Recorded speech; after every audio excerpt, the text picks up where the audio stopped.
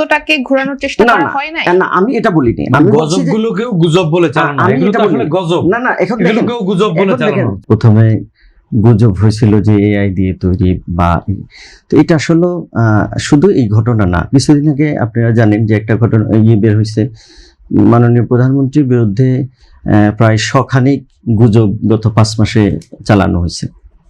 বিরোধী দলীয় নেতা ডাক্তার শফিকুর রহমানের বিরুদ্ধে 135টা গুজব চালানো হয়েছে। তো বাংলাদেশের পার্সপেক্টিভে গুজবটা হলো একটা মানে বহুল প্রচলিত একটা বিষয়। এখন এই গুজব আমরা চাইলে কিন্তু বন্ধ করতে পারতাম।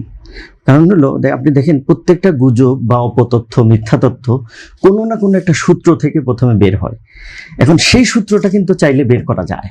কিন্তু এই তথ্যটা তো গুজব ছিল না, কিন্তু এটাকে এআই বলা হয়েছে। সত্য ঘটনাকে আমি বলছি এটা কেন হচ্ছে এটা হচ্ছে এই কারণে যে গুজব সচরাচর হচ্ছে, যার কারণে মানুষ সত্যটাকেও গুজব মনে করছেন, গুজবকে তো গুজব মনেই করছেন।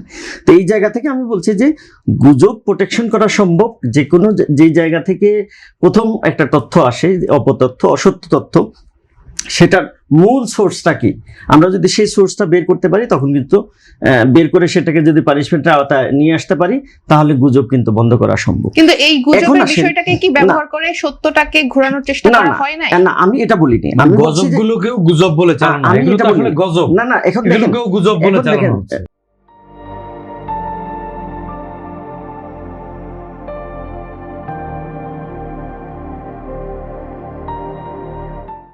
এই ঘটনাটা কি এটা কিন্তু এখনো পরিষ্কার না, এটা এখনো তদন্তাধীন চলছে এবং এটার ব্যাপারে বলছে দ্বিতীয় স্ত্রী, আপনি বলছেন না, উনি দাবি করছেন একটা, আবার মিডিয়ায় একটা বক্তব্য আসছে, কি বলে সোশ্যাল মিডিয়াতে একটা আসছে, তারপরে দুইটা তো তদন্ত করার বিষয় আছে। তারপর ওনার এই যেটা বলছেন, তারপরে হলো তার স্ত্রীর এই দুইটা মিলে তদন্ত করার ইস্যু নিঃসন্দেহে আছেন। আমার কথা হলো যে মামলা করেনি, তদন্ত কে করবে? জামাত ইসলাম কিন্তু তার ইন্টারনাল তদন্ত করছেন এবং বিবৃতিতে জামাত এটি জানিয়েছেন।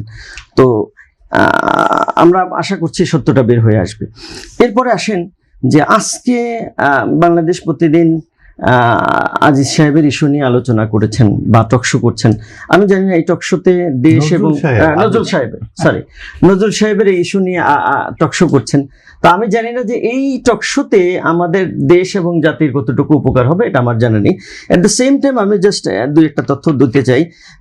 নির্বাচনের ঠিক আগে আসবে, আপনার মনে থাকবার কথা, ইমরান আহমেদ চৌধুরী সিলেট 6 তার কিন্তু এরকম একটা ভিডিও ভাইরাল হয়েছে। আমি জাস্ট খোঁজ করলাম যে বাংলাদেশ প্রতিদিন সেটা নিয়ে এরকম টকশোর আয়োজন করছিল কিনা, দেখলাম যে না, সেরকম কোনো কিছু পাওয়া যায়নি। এরপরে আসেন হলো উত্তরবঙ্গে, কিন্তু আমাদের টকশোর ভেতরে আলোচনা হয়েছে, কিন্তু বিষয় নির্ধারণ করে এভাবে আলোচনা, সাইদ খান বা মাহবুব আজিজের এরকম ঘটনা ঘটলে সেটা আলোচনার বিষয় না। উনি কিন্তু এমপি, ওই ইমরান আহমেদেরও, কারণ তারা তো ধর্মকে সামনে আনেন না, ধর্ম তো মানুষকে নৈতিকতার শিক্ষা দেয়। আমাকে একটু বলতে দেন, আমি শেষ করে দেন, আপনি কথা বলবেন। আমি কিন্তু আপনার সময় কথা বলিনি। এখন আসেন সেই ইমরান সাহেবের ব্যাপারে কিন্তু এরকম একদম বিষয় ধরে আলোচনা আপনারা করেন নাই। তারপরে হলো কিছুদিন আগে উত্তরবঙ্গে বিএনপির এক নেতা গেলেন, সেখানে আবুল কাশেম নামে থানা সেক্রেটারিকে বহিষ্কার করা হয়েছে। তিনি এখন মুখেও নিতে লজ্জা লাগে এগুলো। তো সেই ঘটনারও কিন্তু খুব যে আলোচনা আপনারা করেছেন, প্রশ্ন করেছেন।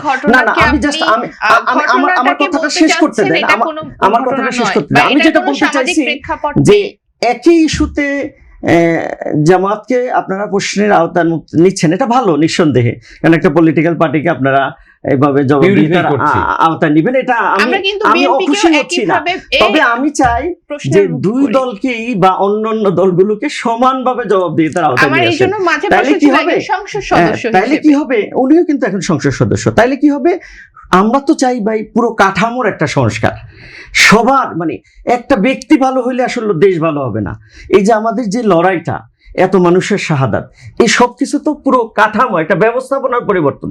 এখন এই ব্যবস্থাপনা পরিবর্তন হইতে হলে সবাইকে ভালো হইতে হবে, একটা দল একটা ব্যক্তি ভালো হলে চলবে না, বরং সকল দলকে। দেখেন আজকে বিষয়টা যদি এটা হয়ে সংস্কার ইস্যু আসতো যে জুলাই সনদ কেন বাস্তবায়ন হচ্ছে না, তাহলে কিন্তু আরো হয়তো জাতি উপকৃত হতো। আপনি কি জানেন এই বিষয়ে কতবার কথা বলা হয়েছে? এটাও তো আপনারা জানেন।